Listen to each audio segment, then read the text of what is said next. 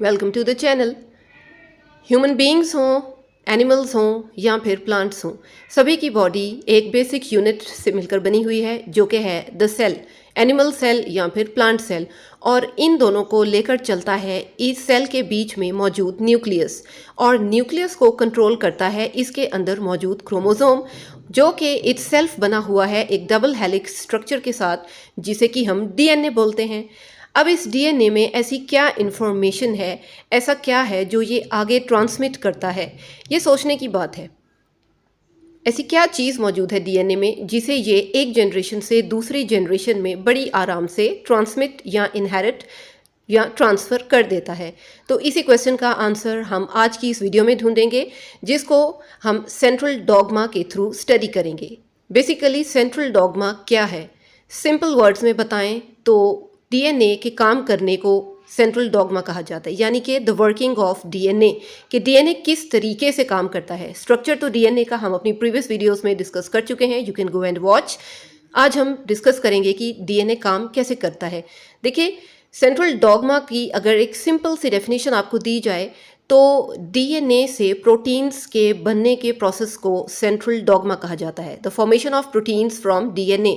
और इस प्रोसेस में टोटल 3 स्टेप्स इन्वॉल्व होते हैं, which is the DNA replication, transcription and translation. इन्हें बहुत केयरफुली हम वन बाय वन डिस्कस करेंगे कि किस तरह सेल के अंदर ये 3 प्रोसेस होते हैं और इनसे किस तरह डीएनए अपनी प्रोटीन्स बनाता है और वो प्रोटीन्स क्यों ज़रूरी है एक लिविंग ऑर्गेनिज्म के सेल के लिए।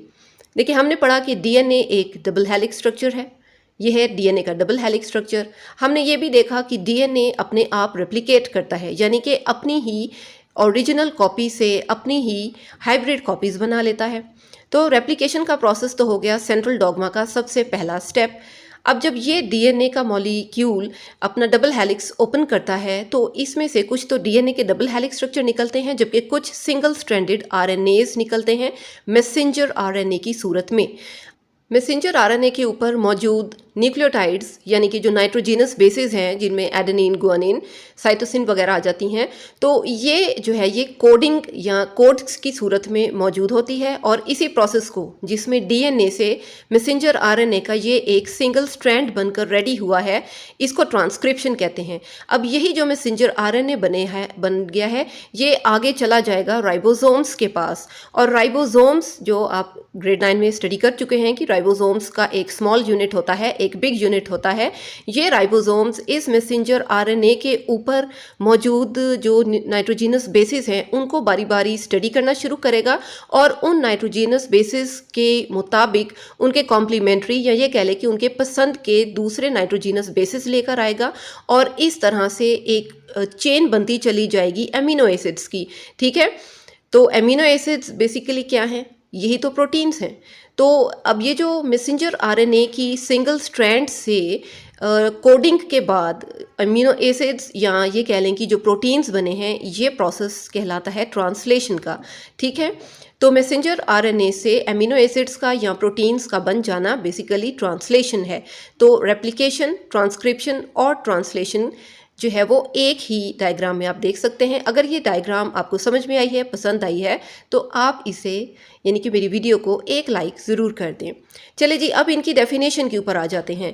रेप्लिकेशन की एक सिंपल सी डेफिनेशन क्या हो सकती है? The process of producing 2 identical strands of DNA from 1 original DNA molecule. Replication के बाद होनी है ट्रांसक्रिप्शन। तो जैसा कि मैंने बताया, ये क्या है? It is the process of कॉपिंग a segment of DNA into messenger RNA. ये बिल्कुल सिंपल सी डेफिनेशंस हैं जो एक बेसिक बिगनर लर्नर को मैं सिखा रही हूँ। या आप ये भी कह सकते हैं कि एक specific sequence of DNA nucleotides that is copied from DNA into messenger RNA is called as transcription. अच्छा, लास्ट में इसमें क्या प्रोसेस देखा हमने? ट्रांसलेशन। ट्रांसलेशन क्या है? The process by which a cell makes proteins by using the genetic information from the messenger RNA.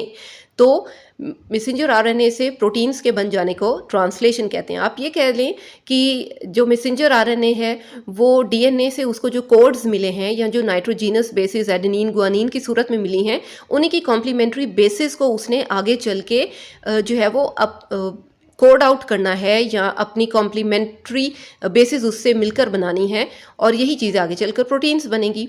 ठीक है, अब प्रोटीन्स का बनना क्यों ज़रूरी है? क्योंकि जितने भी लिविंग ऑर्गेनिजम्स के स्ट्रक्चरल और फंक्शनल यूनिट्स हैं वो सेल हैं, और सेल में तो प्रोटीन बनती है। अब इसी सेंट्रल डॉगमा को ज़रा इस डायग्राम से समझने की कोशिश करते हैं। ये पूरा एक सेल है जिसके अंदर यहाँ पर आप देख सकते हैं न्यूक्लियस मौजूद है।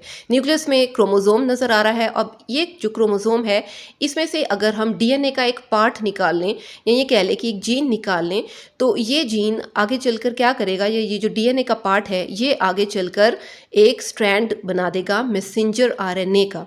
ठीक है, और ये काम अभी तक किस में हो रहा है? न्यूक्लियस में हो रहा है। Keep that in mind.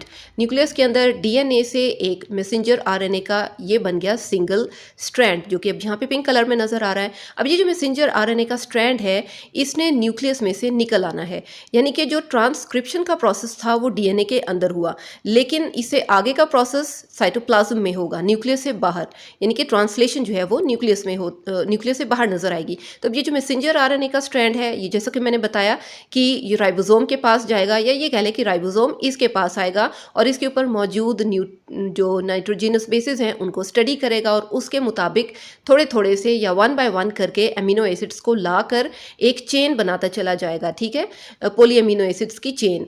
और यही जो अमीनो एसिड्स हैं, या ये कह लें कि ये जो प्रोटीन्स बनेगी, ये आगे चलकर डिसाइड होगा कि ये स्ट्रक्चरल बेसिस बनेगी या फंक्शनल बेसिस। ठीक है, तो ओवरऑल इस सेंट्रल डॉगमा की, ये वर्किंग ऑफ डीएनए की, आई होप कि आपको अंडरस्टैंडिंग हो गई हो। बिल्कुल बेसिक सा कॉन्सेप्ट है, अभी इसमें डिटेल्स नहीं है, मज़ीद डिटेल्स इसमें आ सकती थी। अच्छा जी, ये चीज़ आपने जहन में रखनी है कि जो सेंट्रल डॉगमा है या जो डीएनए की वर्किंग है ये डिफरेंट है। ये प्रोकैरियोट में डिफरेंट है और यूकैरियोट्स में डिफरेंट है। प्रोकैरियोटिक सेल में ये और तरीके से होगी और यूकैरियोट्स में ये और तरीके, क्योंकि प्रोकैरियोट्स में प्रॉपर न्यूक्लियस नहीं होता, प्रॉपर मेम्ब्रेन्स नहीं होती न्यूक्लियस के गिर्द, इसलिए उसमें ज़रा ये जो सेंट्रल डॉगमा का प्रोसेस है ये और तरीके से काम करता है, लेकिन हम उसकी डिटेल में नहीं जाएंगी। Just for a basic difference आपको ये एक पॉइंट क्लियर कर दिया है। अब डीएनए पे जैसा कि हमने कहा कि एक पार्ट होता है सीक्वेंस ऑफ न्यूक्लियोटाइड्स का, जिसे कि जीन कहा जाता है, जो कि आगे चलकर डिसाइड करता है कि किस तरह की प्रोटीन बननी है और किस टाइप पर बननी है। तो ये जो जीन का जो रोल है इनहेरिटेंस में, ये हम अपनी नेक्स्ट वीडियो में डिस्कस करेंगे। सो कीप वॉचिंग, सब्सक्राइब कर लें चैनल को, ताकि जैसे ही नई वीडियो आए तो उसका नोटिफिकेशन आपको मिल जाए। Thank you for watching.